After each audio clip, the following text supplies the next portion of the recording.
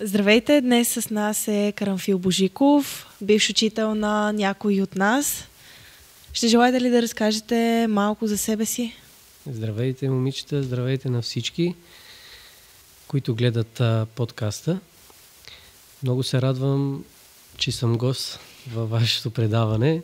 Какво да разкажа за себе си? Аз съм роден в Петрич, но живея в Марикостиново. Учител съм по музика в Трето основно училище град Сандански и също така съм и народен изпълнител. А кога открихте вашият път към музиката? Моят път към музиката може да звучи малко клише, но е от детската градина. Значи още тогава моята учителка, която беше там в детската градина, Катя Кирянова, тя е много известна поетеса. Тя ме караше на всеки един празник да пея. И оттам тръгна моята певческа кариера, както се казва. След това в училище, във всички мероприятия пеех. След това отидох да уча в Широка лъка, музикалното училище, оттам в Благоевград, висше музикална педагогика и съм тук пред вас. А помните ли първия момент, в който осъзнахте, че пеенето ви прави щастлив? Помня, как да не помня. Това беше на едно училищно тържество. В момента, в който запях, всички спряха да говорят и ме слушаха и накрая ръкопляскаха и така осъзнах, че музиката е моят живот. Преди споменахте учителката ви от детската градина. Смятате ли, че тя е първият човек, който е повярвал във вас, или имате някой учител, който смятате за по-близък в това отношение? Значи за първия човек, който е разбрал, че мога да пея, е тя, нали? Но първите хора, които са повярвали в мен, това са моите родители на първо място и след това вече са учителите. А какво беше детството ви? Имаше ли песен, която винаги звучи в спомените ви от тогава, от самото ви детство? Значи да ви кажа честно, спомени от тогава с детски песни нямам, защото нашето детство по мое време беше малко по-различно от вашето. Нали, ние обичахме много да си играеме навън, да ритаме топка, както се казва. Да, и вече това нещо почти го няма. Да, аз си пеех постоянно, пеех си в къщи навсякъде. Но така запечатана песен от детството нямам. Ясно. За съжаление. Наистина. А извън, наистина, смятам, че много деца смятат, че като пораснеш ще станат певици. Това е мечта на много. Но кога разбрахте, че тази страст ще ви помогне в бъдещето, ще ви бъде дори като професия?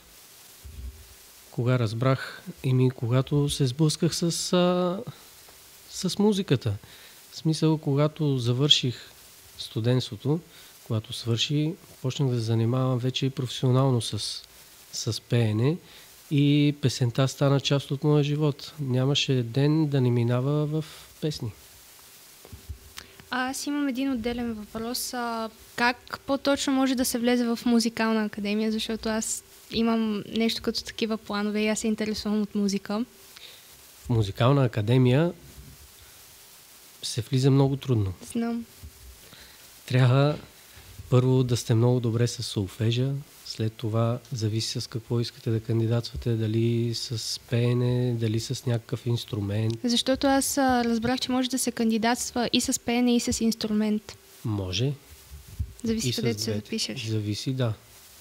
И зависи с какво искате да се занимавате. Нали? Ако искаш да се занимаваш с някакъв инструмент, примерно свириш на пиано, или на гадулка, или на тамбура, или на китара, трябва да си много добра и да отидеш на изпит. По мое време, тото и аз кандидатствах, нали, в академията в Пловдив и в Югозападния университет в Благоевград.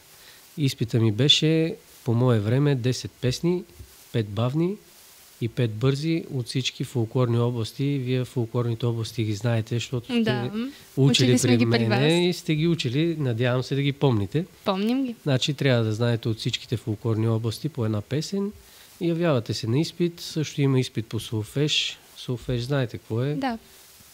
Свирите и пеете по ноти, Да. слушате на пиано и така нататък. Нали? И това е целият изпит. Как се появи възможността да участвате в Пирин Фолк и какво означава този фестивал за вас днес? Значи за Пирин Фолк първо се явих на кастинг. След кастинга ме одобриха и стъпих на сцената. Това беше 2006 година, мисля. После 2007 пак и 2008 ми беше последно. Тази сцена е много хубава за младите изпълнители, защото дава един старт. Но това не е единствения фестивал, на който може да се покаже, нали, българския фолклор и по-често нашата пиринска и македонска музика. Също така, аз 2005 година, може би това е по-големата стъпка в моя живот. Международния фестивал Малешево пее и танцува, защото там, като се явих, ме видяха много хора и след това един човек ми подаде ръка и станах това, което съм. В смисъл, финансирам и целият албум, защото да запишеш един албум в днешно време е много скъпо. Прекалено даже. Да. И за това съм много благодарен и до ден днешен. Това е Валентин Челиков. Поздравявам го, ако гледа. И повечето неща дължа на него, както и на моите родители, разбира се, защото са били винаги зад мен. Какви бяха вашите чувства, когато излязохте за пръв път на голямата сцена и как е в близките години? Чувството е винаги едно и също. Неповторимо. Помня първия път, когато трябваше да излезе на голяма сцена, се притеснявах много, но това беше до момента, до който не излезах на сцената и не запях. Нали? След това вече притеснението минава и до ден днешен продължавам да се притеснявам преди да излезна на сцена. Сценична треска има всеки. Да, защото ако спреш да имаш сценична треска, това значи, че трябва да спреш и да пееш. Да. Това значи, че не те интересуват в какво ще стане. Да. Има ли песен, която смятате за свое лице, тази с която хората ви знаят като известен? Мисля, че има. От първия ми албум това е песента "Заиграли девойчиня", на която е кръстен албума. Заиграли, мамо, девойчиня, девойчиня, мори селанчиня, девойчиня, mori selačinja, horovodi mamo sela bez mitra, čorbađiska mori domakinska, čorbađiska mori domakinska. С тази песен в предишните години ме сравняваха, нали, като чуят тази песен, те знаят, че това съм аз. Друг никой не е изпял тази песен. Сега вече може да кажа, че и с "Зададе се темен облак" също. Зададе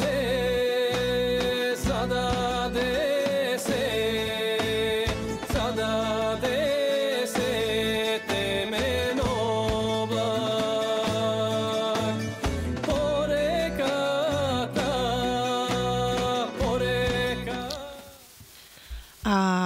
Как се подготвите преди да излезете на сцена?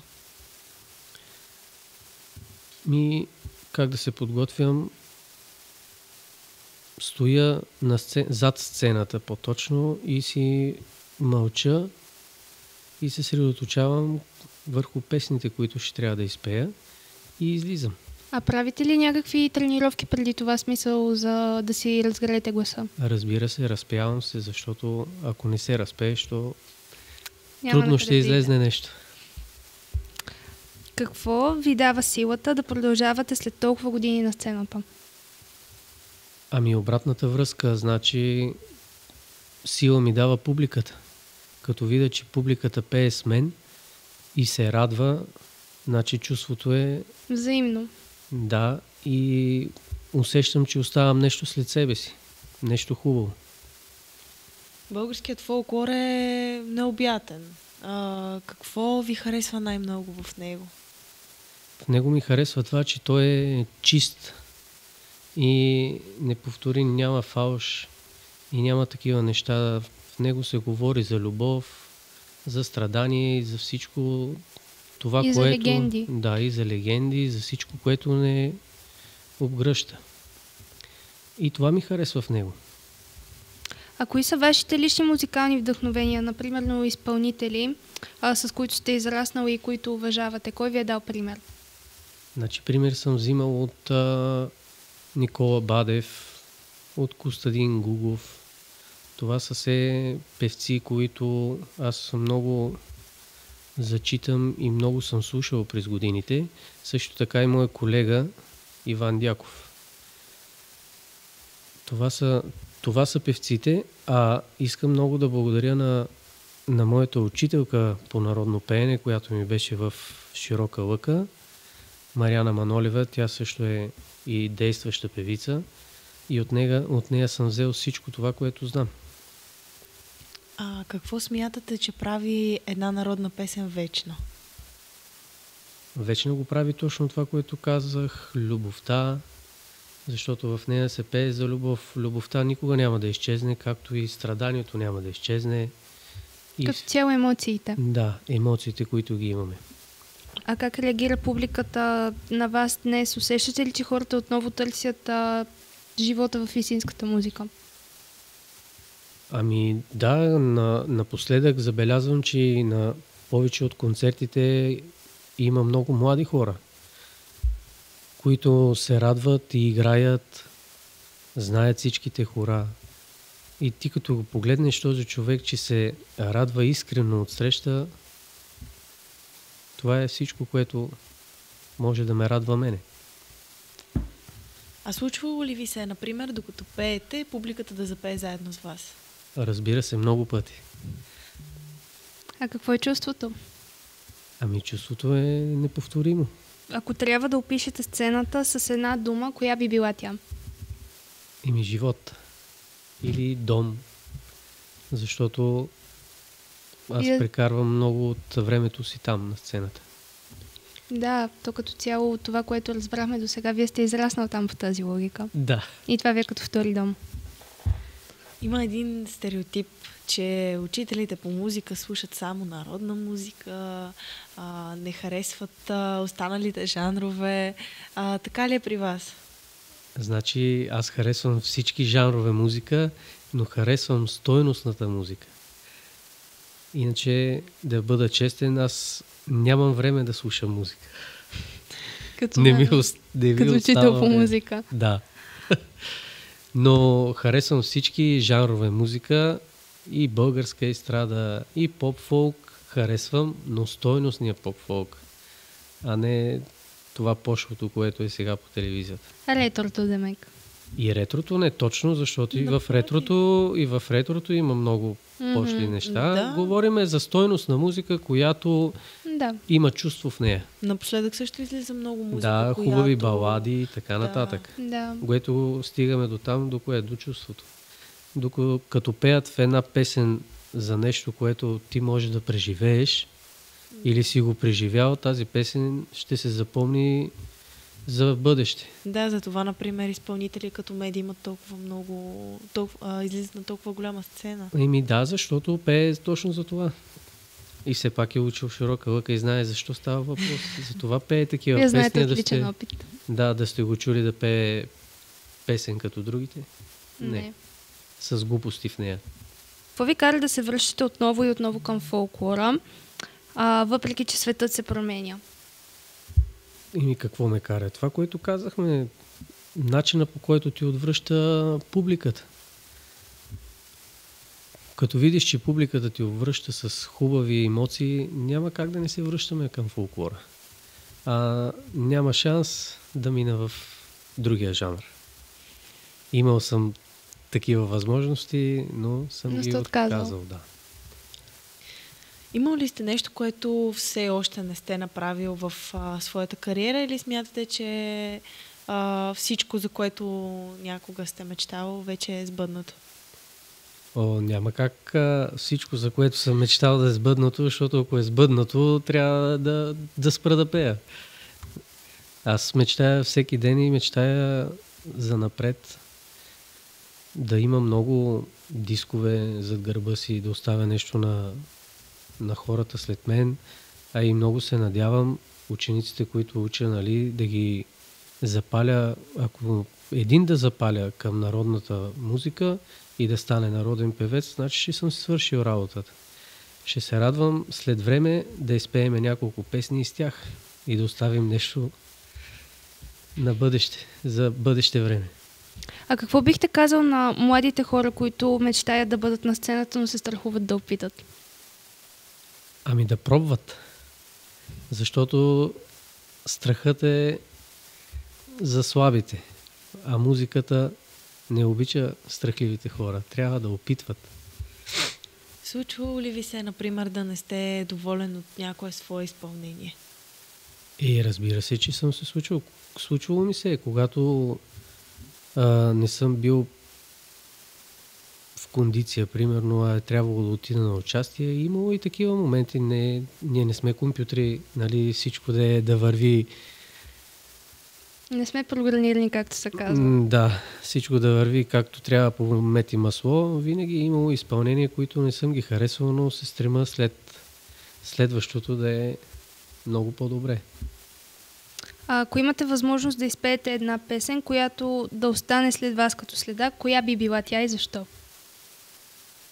Песен? Да. Песен, в която да се пее за любовта. Защото ви казах, тези чувства като любов и омраза няма как да изчезнат. Значи трябва да изчезне света, за да ги няма и тях. А ако изпееш една песен с чувство, с любов и така нататък, тя ще остане в векове назад. А какво е чувството да сте учител? Как решихте да станете учител? Станах учител точно за това, за да мога да помогна на младите да заобичат пак фолклора, защото гледам какво се случва и всички са пощоряли по други жанрове. Надявам се да запазим фолклора, защото фолклор е като корена на дървото. Ако не е здраво в земята, дървото знаете. Ако няма здрав корен, дървото пада. Същото ще се стане и с нас. Ако нямаме фолклор и не милеем за него, ще си отидем като народ. А имате ли някой любим народен изпълнител? Любим народен изпълнител? Никола Бадев. А кой сте, когато светлините угаснат и публиката си тръгне? Кой? Карамфил Божиков. Аз съм си същия. Дали ще съм на сцената или в живота, аз съм си същия. Аз съм си истински. Не се правя на някой, като отивам да пея, примерно. Или... Като някои изпълнители. Да. А кое ви дава усещане за дом? Място или хора? Хората. Защото мястото си е място. Но хората, когато те обичат, примерно, защото аз съм пял и на Мари Костиново съм пял, и в Сандански съм пял, и на Микрево съм пял, ама съм пял и в София, и в Лом, и на Варна, и на Равда, и навсякъде. Хората, когато те обичат и те предразположат, с хубави емоции, то навсякъде е дом. А как се справяте с умората и напрежението, когато всички от вас очакват винаги да сте усмихнат? Независимо какво се случва за тази усмивка, която представяте на хората. Трудно е, но това е професията. Това е риска на професията, както се казва, и никой не те пита дали на теб ти се плаче или ти се смее, ти трябва да си усмихнат и да пееш за хората. Всичко за пред камерата. Да, за пред хората. И за пред хората, точно така. Защото може да няма камера. Да, може да има само хора. Да. А има ли моменти, които просто оставате сам с гласа си и си пеете? Има, разбира се, в къщи. Всеки го прави това, не само си вкъщи, си пея навсякъде. Дори докато работя в къщи, не говорим да работя, да се подготвям за училище, а да работя такава работа, примерно да строя нещо. Или да оправям двора, винаги си пея, си подсвирквам и даже сега, не знам дали знаете, вече имам и син, който който е на година и половина и той от една годинка и той си подсвирква вече. Прихванал го от вас. Като ме гледа, нали... Може и той да има талант. Може, нищо не се знае. И майка му е танцорка, татко му е певец. Не се знае. Още от малък ще бъде... Може и с футбол да се занимава, не се знае. Обаче още от малък ще бъде представен на народната култура. Да, той вече е представен. Да, ама пак. Значи той е за кърмене с тази музика. Да, което е много хубаво. Да, по цял ден слушаме телевизия Родина, в която знаете, че ме дават и мен. Да. Гледа татко си по цял ден. Какво ви липсва най-много от времето, когато те първа започнахте като певец? Да ви кажа, липсва ми репетициите и това, когато се събирахме и с групата, с танцорите, с които ходиме по участие, нали, с танцовата формация, липсват ми репетициите, защото тогава репетирахме денонощно. А сега вече не го правим. Сега се събираме един път седмицата, ако се събереме, хубаво, ако не се събереме, другата седмица и така просто няма време за толкова много репетиции и това ми липсва. А има ли песен, която свързвате с важен човек от живота си? Имам няколко песни. Значи, едната песен е "Назад маме Калино", която е любимата песен на баща ми. А другата песен е "Моля се на Бога, Маце". Това е любимата песен на жена ми, на която и предложих на Жеравна. Изпях я и предложих брак, разбира се. Това са песни, които свързвам с моя живот, а и имам една авторска песен, която свързвам с майка ми, "Почакай, мамо", и тя е за горбечиите. За тях се разказва в песента.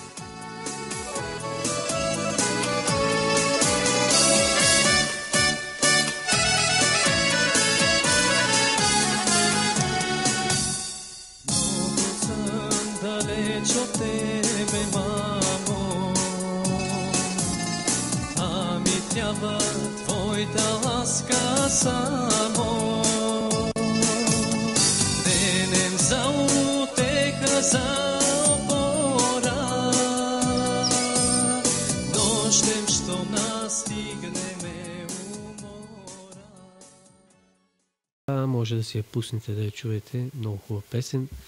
Много хора са ревали на нея. И така. А случвало ли ви се, например, като сте на сцена, да усетите толкова дълбоко някоя песен, че тя да събуди някакви чувства във вас? Да, често ми се случва това, особено напоследък. Като видя сина ми да гледа пред сцената и ми се пълнат очите и мога да спра даже дори в момента ми се пълнат очите от радост. А какво ви кара да се усмихнете дори в най-напрегнатите си дни? Мисля си за хубави неща. Като например? Например за моето семейство вече.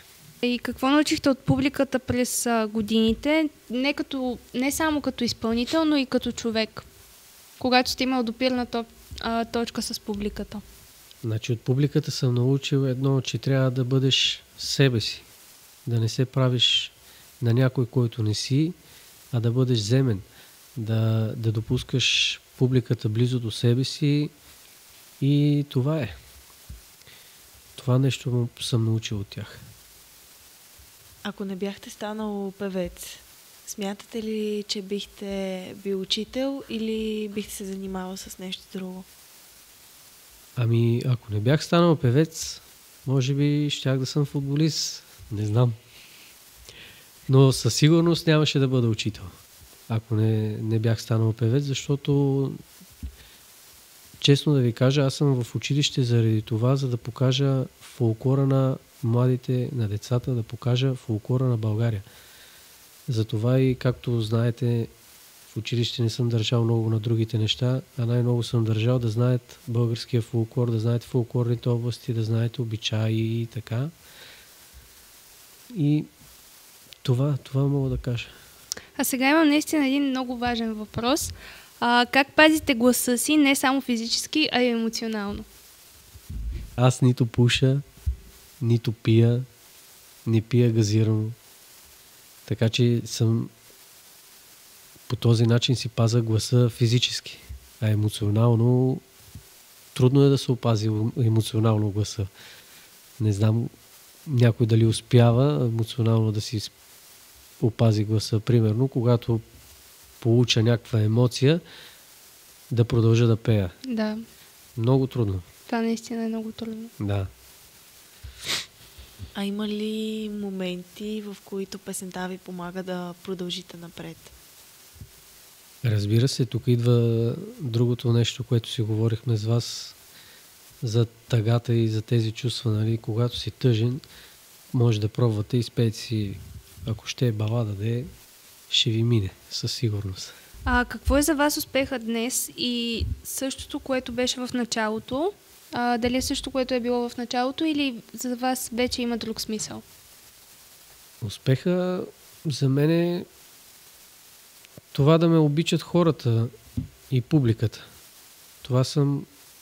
Към това съм се стремил през цялата моя кариера.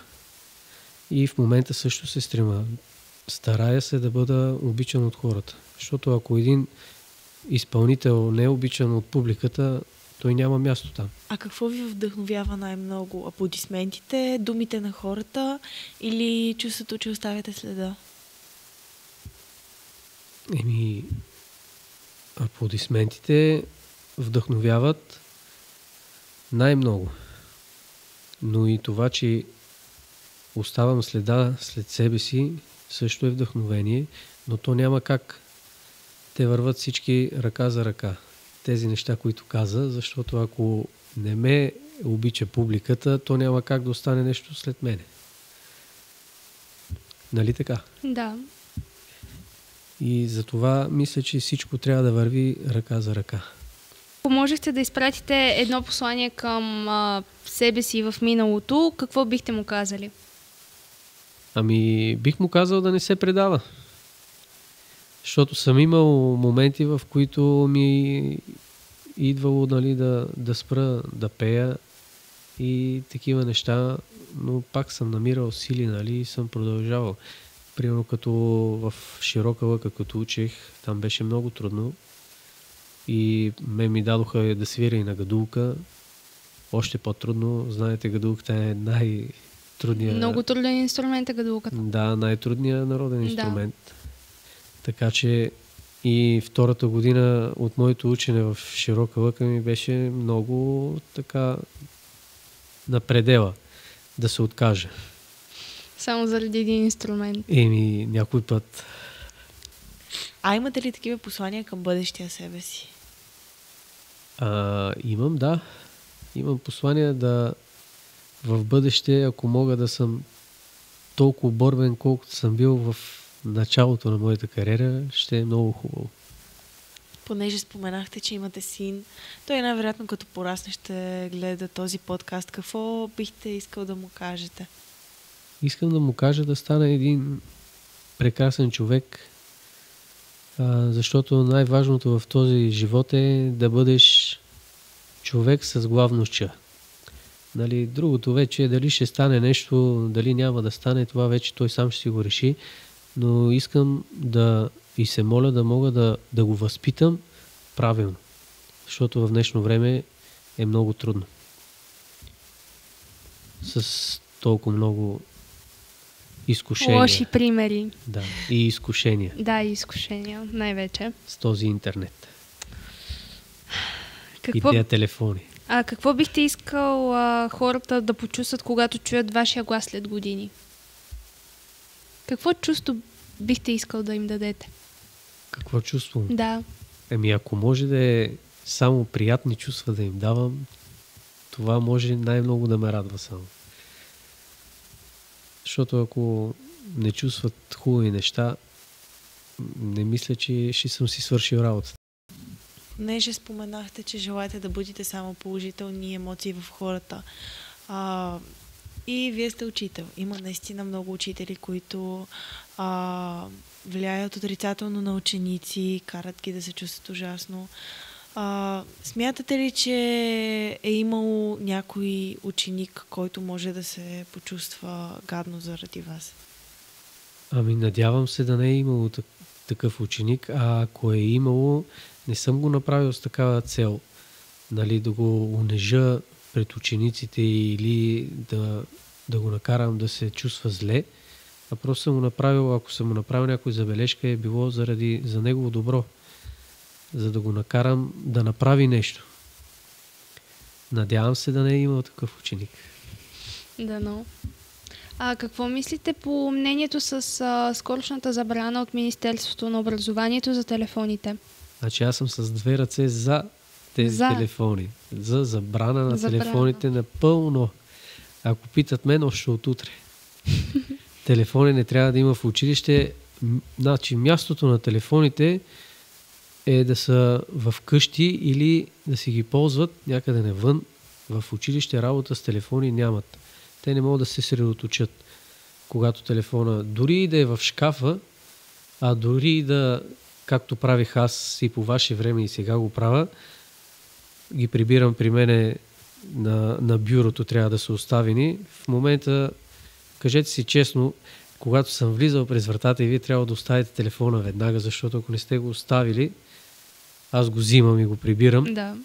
И вие ако сте играли на някаква игра или сте гледали нещо и сте го оставили веднага, този телефон не сте затворили играта, не сте си догледали крипчето и така нататък. Вие ще мислите ли за часа или ще мислите за телефона, играта, докъде е стигнала? То като цяло, когато видиш, че телефона е пред теб или нещо, което искаш, седи пред теб и ти нямаш търпение да го вземеш и се занимаваш с нещо друго, което в момента вниманието ти като цяло не иска да е в това нещо, което правиш в момента, а иска един вид да си вземе телефона, и да престане да слуша. И стоят само в час и не слушат. Да. Наистина, телефоните помагат много. Те помагат, аз не съм казал, че не помагат телефоните, но когато знаете как да ги използвате и нали ги използвате за хубави неща. С цел. Дори и това приложение сега, ChatGPT и така нататък, ако знаете как да го използвате, то върши много хубава работа. Но не мисля, че се използва по предназначение това нещо. Да, то... Според мен не е хубаво ученик да ползва ChatGPT, за да си направи презентация. Той е хубаво да го ползва. Нека да си погледне после презентацията, да прочете, да прегледа, защото ChatGPT ползва информация от всякъде. А те какво правят? Copy-paste и после не знаем за какво си не знаем какво има вътре, а и не може да го прочетеме.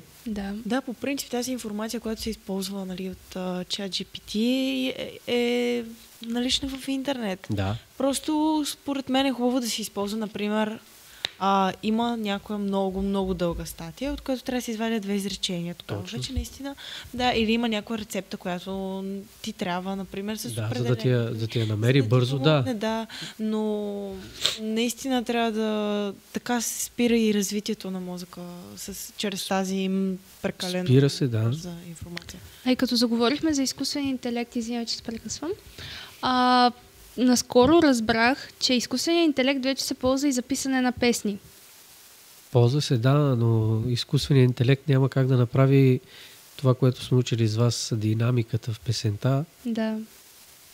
Той може да направи една равна песен без никакви чувства в нея. Пише текстове на песни.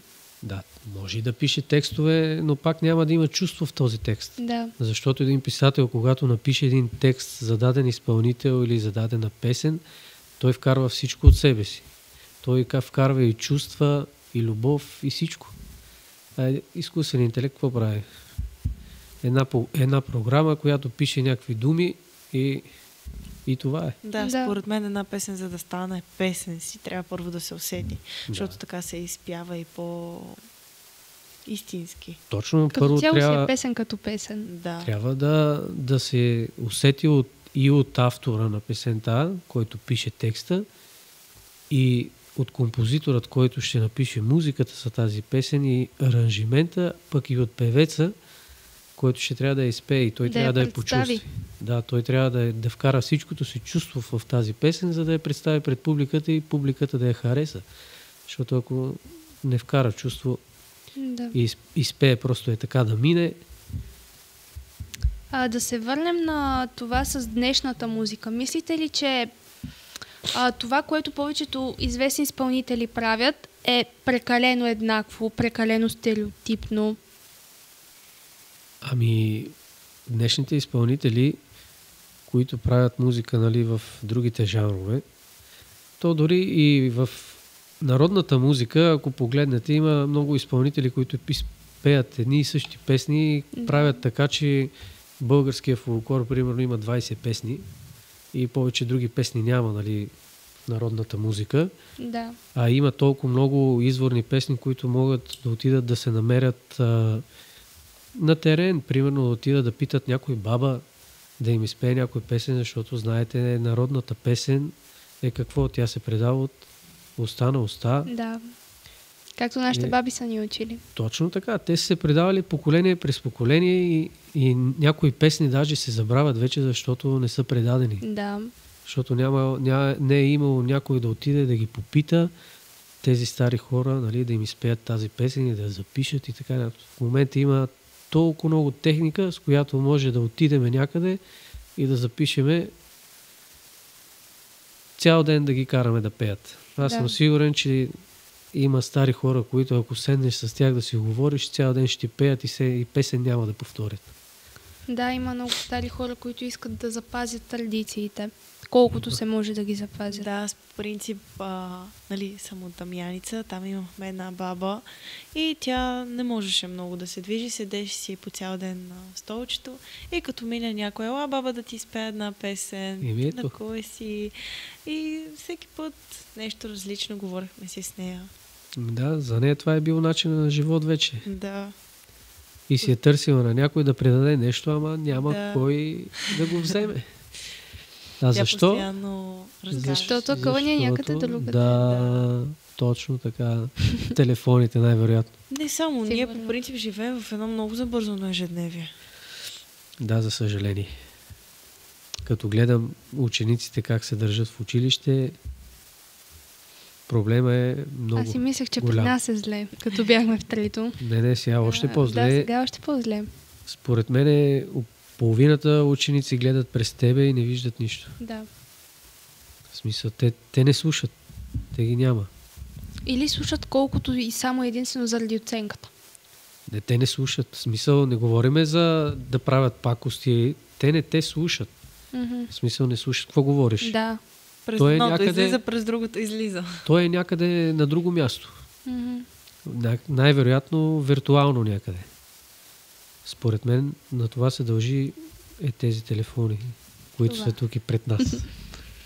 Или, например, някоя случка, така при вас си говорите с някой приятел, да ви се връщат някои приятни спомени от тези млади години? И имало е, разбира се. То като седнеш да си говориш с приятел, който не си се виждал примерно 15 години, винаги изникват такива случки. Има много какво да си кажете, ако не сте се виждали от много време. Да. А и за много неща да се сетите, ако не сте си виждали през толкова време. Така че случки винаги изникват, стига да се говори. Да, защото комуникацията е едно от най-важните неща, които имаме. Да. Като цяло и от което сме имали отдавна. Точно така, в момента го няма. Да, и в момента заради го телефоните. няма. Комуникацията в момента е направена така, че на всяка секунда можеш да пишеш на някой, да се обадиш. Обаче не го използваш. Обаче не се използва толкова. Да пишеш. А не да говориш. Друго си е очи в очи. Знаете ли колко ми е болно, като видя 5 момичета да са седнали на кафе и всичките да роват на телефоните. Да, например, събрали сме за компания и винаги има един човек, който така седи, например, си гледа TikTok. И за какво сте се събрали тогава? Вие и вкъщи може да си седите, да си штракате на телефоните, да си пишете, нали, през телефоните. Защо сте на кафе? Ние едно време, като седнахме на кафе, си говорихме хубави работи. Да. Не сме штракали по телефоните. Но, за съжаление, това е. А имало ли, например, в миналите години в тези времена са телефоните. Да. Имало ли е нещо подобно в миналите години, за което родителите наистина много са казвали, това не е хубаво, това не е хубаво? По наше време, в смисъл, не е имало чак толкова много изкушения.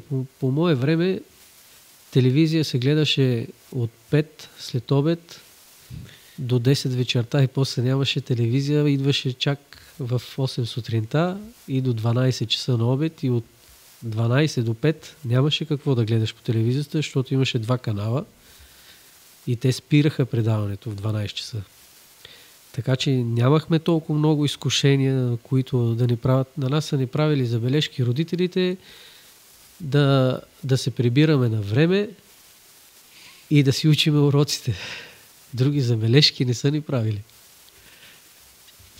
Такива, като не си играете на телефоните и така нататък, не е имало. Защото нямаш телефони по наше време, разбира се. Да. Както една приятелка на майка ми казва, преди молехме децата да се приберат вкъщи, защото точно, вече ставаше късно, а сега ги молим да излизат навън. Точно. Това е заради Ето тези неща, защото и аз мисля, че за напред ще става още по-зле, защото вече излезнаха и VR очила и така нататък и вече човек може да седи вкъщи, да си сложи очилата и да отиде в Рим. В някой друг свят. Да, и да отиде в Рим и да се разходи. Което наистина влияе много лошо на някои деца. Да. На децата влияе ужасно. Не знам дали сте слагали VR очила. Да, слагали сме, например. Но аз за 3 минути сложих и после главата ме боля цял ден. Не знам как стоят някои по цял ден с такива очила. То преди години в Сандански, ако не се сещам грешно, имаше нещо като гейминг зала или клуб в Сандански. Може и сега пак да го има, защото на моята улица отвориха VR-кът, един вид като VR-кът, в който по цял ден има деца. Даже ученици, ваши ученици. Да, то сега им е интересно, нормално е. Нали? Като нещо ново, на всеки му е интересно да го пробва, да. Но лошото е това, че при децата, когато го пробват и им хареса, те се пристрастяват към това нещо. Нямат го това чувство да кажат край, нали, стига, да ми стига, примерно, боли ме главата или ме заболва главата, както при мен. Аз на 3-та минута ги свалих, защото почна да ме боли главата. Но при тях няма как да стане това, защото те го нямат това чувство. Да. В принцип много хора се осъзнават на нашите години. Аз наистина съм забелязвала много мои приятели да се държат по един определен начин и в един ден усещат, не, това не е правилно и се променят тотално. За по-добро в повечето случаи. Да, така. Аз и на вас съм го казал и на всички ученици го казвам. Значи, вие ще се държите по един начин, докато завършите, нали, но в момента, в който завършите и живота ви грабне, защото родителите, нали, няма как да са постоянно да са до вас и да ви помагат постоянно. Те пак ще ви помагат, но няма да е както е било, докато сте били ученици и като ви грабне живота, тогава всички се оправят вече. Но тогава е късно. Намери. Да.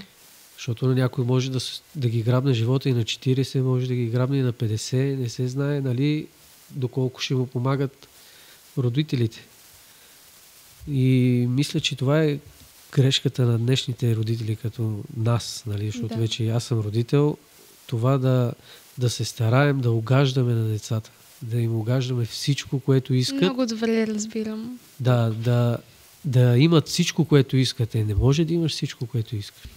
Наскоро четох за един известен, не знам, футболист ли беше или актьор, много известен, който има милиарди и децата му ги кара да работят за джобните, които им дава, защото да ги научи да ценят парите. Защото те казват, нали, имаме пари. Не, аз имам пари, вие нямате. И така трябва да се процедира с децата. Не може да отиваш и да си избира обувки от 6000 лева и ти да му ги купиш, защото имаш възможност. Да, ама той е дете. И трябва да го служи. Да. Не само, че той не трябва да носи такива обувки. Да, най-вече. Да, ако си изкарал 1 милион, нали, може да си купиш за 6000 обувки, ама не татко му и майка му да му купи за 6000 обувки.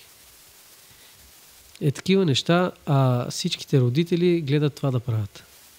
Ако може да купим всичко на децата, да са презадоволени и те вече почват да не слушат. Да. И не само да искат, а и да не слушат, те почват да нямат уважение. Да. Ни към парите, ни към родители, ни към стари хора, ни към никой.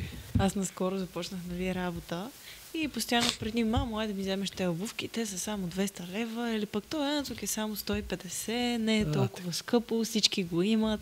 Ама сега като започнах работа и като видиш как се изкарват тези пари, вече чак ти е жал да ги дадеш. Купуваш ли си ги сега от 200 лева? Мен даже ме е срам да питам нашите понякога за работи, защото усещам колко усилено работят само и само за да сме добре, само и само за да имаме храна на масата и един вид понякога се чувствам така, че искам прекалено много, когато искам нещо. Точно за това говорим, защото всеки един родител прави всичко възможно, за да се живее добре семейството му и децата му да са добре, но децата не го осъзнават, това почват да го осъзнават в по-късен етап на живота, когато почнат те да се изкарват парите и така нататък.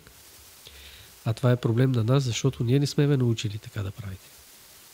Защото ви даваме всичко на готово. Едно време на нас не са ни ги давали на готово. Ние винаги сме си... И винаги давам пример с мен, с колело. Исках да ми купат колело и баща ми каза, ако завършиш с 6, ще ти купа колело.